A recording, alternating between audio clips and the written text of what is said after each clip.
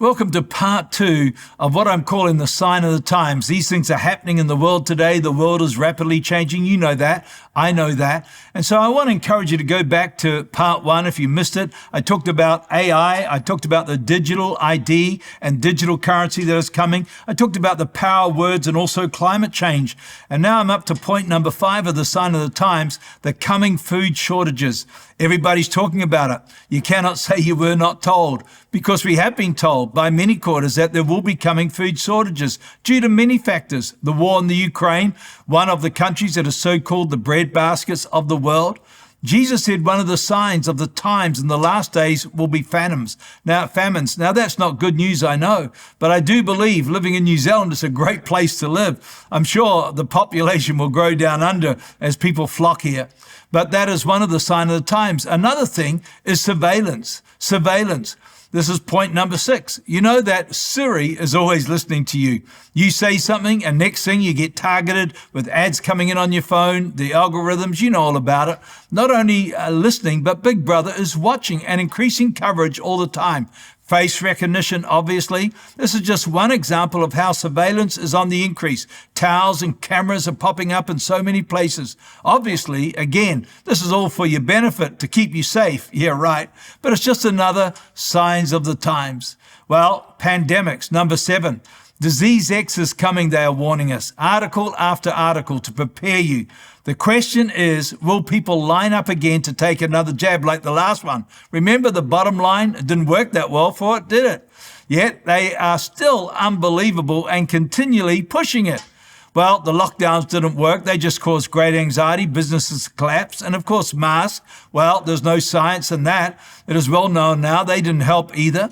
They may have given people the false sense of security. Again, the masses just fell into line. You've seen it. I've seen it.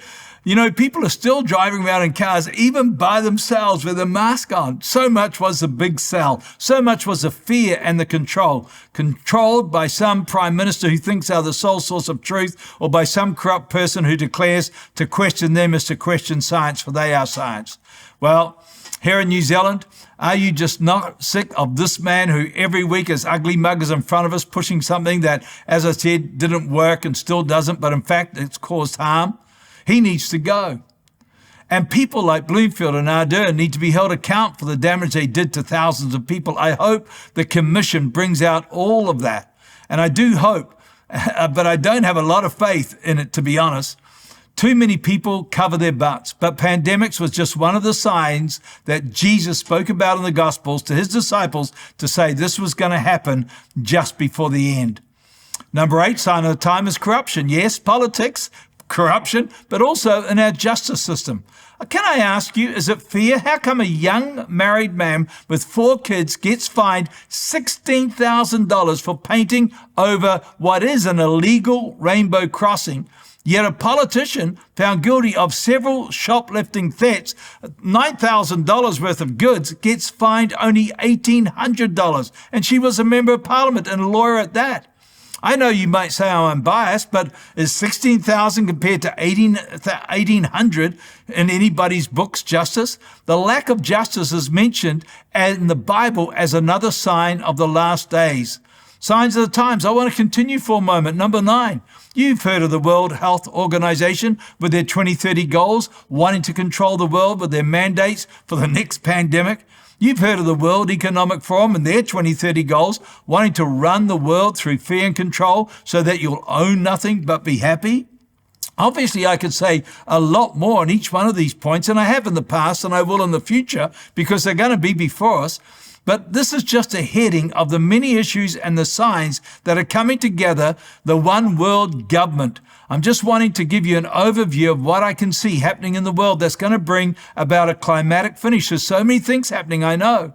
This post is to hopefully make you think, make you wake up, if not already. It is true around the world there is a big awakening right now to spiritual matters. I mentioned people like Tucker Carlson, Russell Brand, Jordan Peterson, all recently coming to faith in Christ.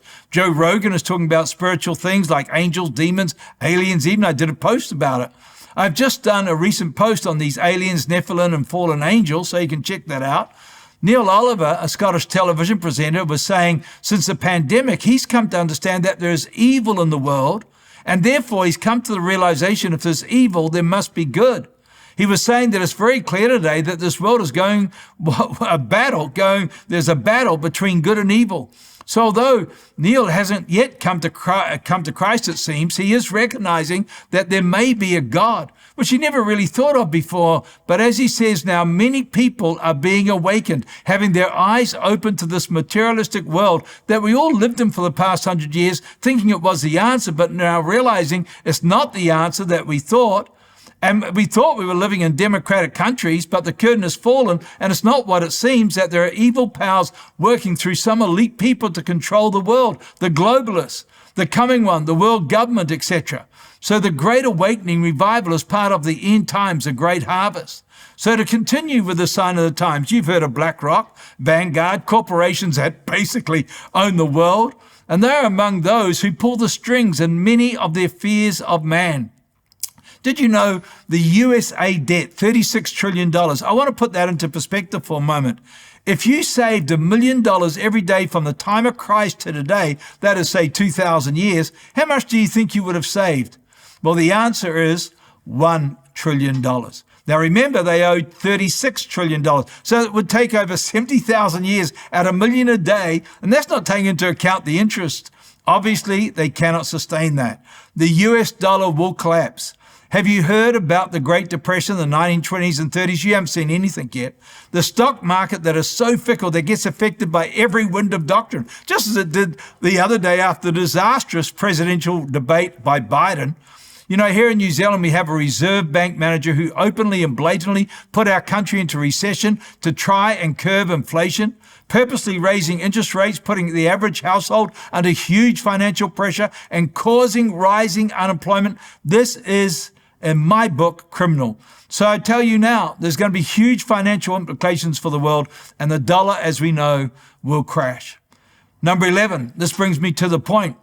The obviously corruption in politics and media. I mentioned the corruption in the justice system, but we've had just a great example of this. Here is Joe Biden, supposedly the leader of the free world, the man with his finger on the button. And for the past 2 or 3 years, sadly, he's been showing clear signs of dementia, not being able to finish sentences, not being able to find his way off stage, wandering off in public gatherings, talking to dead people, mixing up his wife with his sister, and much, much more. I put up these a number of times, the clips, and the amount of times he's fallen, they've been numerous, yet the media has completely ignored his increasing dementia and have covered for him. Just as his wife, Jill, and shame on her, and the press secretary, Jean Pierre, they've just told lies. Obama, Harris, Pelosi, all have lied and lied about Joe. It was more than obvious to someone who was fair and balanced. You know, in the past month or two, when it became so clear, then they accused the Republicans of making deep fake videos, like the wandering off of Joe at the G7 summit when the Italian Prime Minister had to cover for him, pull him back into line. What a clip. And now, due to the world watching the presidential debate, all of a sudden the knives are out, the media's turned. It's like, oh no, we just realized that Joe is not too good. What can we do? We must replace him. Too late now. Maybe. But really, it's just like the Russian hoax that went on for 3 years against Trump that was proven completely false. The Hunter Biden's laptop saga, the court case, on and on it goes. The media, the left, all I can say, hideously corrupt. Likewise with big tech and big pharma, thinking that they're the judge and jury, cancelling anybody with another opinion than the one that they were pushing. You don't want to get me started on all that corruption, the cover-ups and so forth. But what we are being fed today is unbelievable and so hypocritical and blatantly false. I've seen that firsthand here many times in New Zealand. Well, this finishes part 2 of a 3-part series. I'm going to continue a little bit more about corruption in part 3, but stay with me as I talk about the sign of the times.